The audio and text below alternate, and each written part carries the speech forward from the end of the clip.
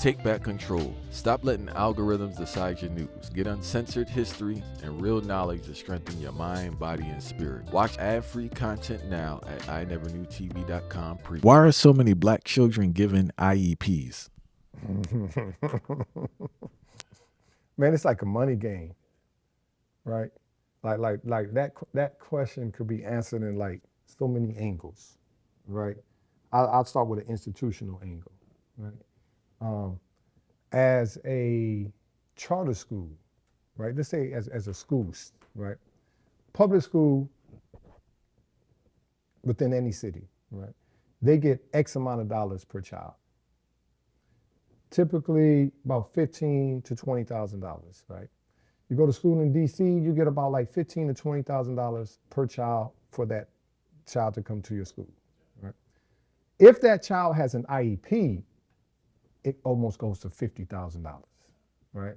So then if you look at that on an organizational level, how then do I bring in resources, right? I'm gonna give everybody IEPs, right? You get an IEP, you get an IEP, right?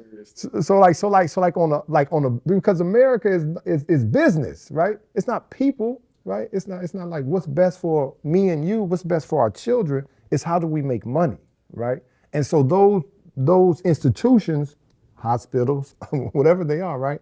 They're all about maximizing profits, right? And so if I'm a principal of a school, public or charter, it's in my benefit, financial benefit, to get more and more children on IEPs, institutional level, right? If we bring it down on the front level to like the front line, 84% of teachers are white women, right?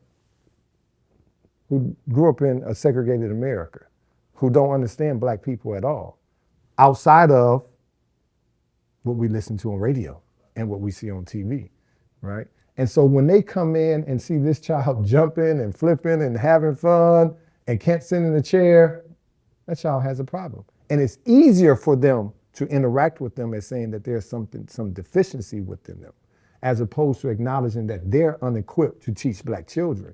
And so therefore they will then create this, Tyrone don't listen, he don't follow directions, he can't say his pledge to allegiance all the time. There's some type of deficiency within them. Because there really is no test to say that you have these type of deficiencies. This man, though, listen, I thought it was so cool because I taught in Philly for years, right? Uh-huh. And I remember they asked me to recommend a child for IEP. I said, fine, I can't do that. I'm not equipped to do that. What are you asking me for? I'm a history teacher. So no, I'm showing you how wild it is. The fact that they're asking a random person like myself. I'm not a psychologist. Right. What you asking me that for? Yeah, Yeah. So like it's just easier for them to label them, put them on this special track, and then it becomes an excuse of why they're failing, because there's no accountability, right? It's not that the institution is the issue up top. It's not that the teacher is the issue on the front line. It's he is the issue, or she is the issue. And what I see like devastating in our communities, right, is that as these children grow up, internalize that idea about themselves. There you go. Internalize the idea about themselves. And also don't give them a system of accountability, right? Because they end up feeling the way, and then we end up thinking about them away. Pass them right through. And pass them right through until they're 18 and now not equipped to do anything in life but what America designed them to be, you know. What advice would you give parents? And I want to be clear when I say this, because every child with an IEP doesn't have a learning disability. Right. What advice would you give to parents whose child actually has a learning disability to support them as much as they can? First advice that I would give is just, and this is just in general, believe in our children, right? If we put 10 boys on a basketball team at 5 years old or 4 years old, we all think they're going to the NBA, right? Like I coach youth sports, right? When it's time to sign up for the county basketball program, if it opens at 8 in the morning, you have parents at midnight camping out. Are you serious? I'm serious. Like camping out. Because like there's certain places where there's like a limited amount of people that can make that or play on that program, right? And so they would camp out from 12 o'clock to 8 so they could get their children registered, right? We have a PTA meeting there, so it's a different story, right? Right during the school. But why? And every parent that makes the team actually believes that their children are going to the NBA. Delusional, but actually believes it, right? We put them into a dance program. Every parent believes that their child is going to be the best dancer in the program and could go to Hollywood, right? Every parent, right? Whether they're short, they're fat, they're tall, they're skinny, can dribble, cannot dribble, can dance, cannot dance, can sing, cannot sing. Every parent honestly believes their child is a star. I'm saying take that same belief in their mental capabilities and in their academic capabilities. Be delusional. Or maybe, and then you may find out that you're not delusional if you invest that amount of energy and effort into believing the abilities of your child. Expect that 5-year-old to be the smartest person in this world. Expect that 4-year-old to be the next Michael Jordan, LeBron James, right? Just like expect that, right? And walk with that as an absolute truth, right? About your children, your child, and all of our children.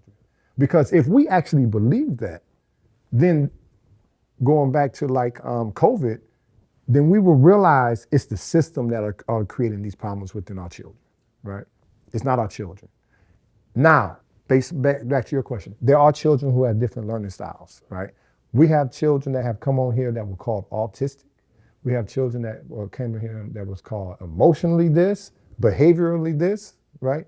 There's something within black children, within black studies that have shown that we have high verve, right? Verve is a measure of psychological development or psychological stimulus that a person needs in order to get at mentally rest, right?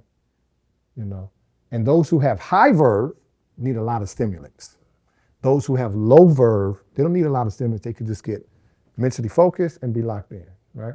And so every study shows that black children and people raised like black children, African children, right, have high verve, right? And if we think about it, we could be at home talking to your mother and watching TV on the phone with your girlfriend and doing your homework and know where everything is going on, right?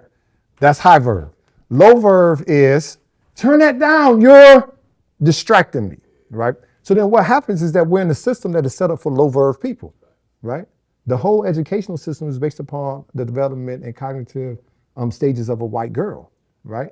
And so black boys then don't have a chance. So if you think about, like, just think about our experience.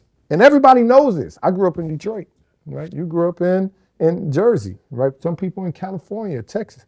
Everybody knows this. We're leaning back in our chair in school. We start rocking.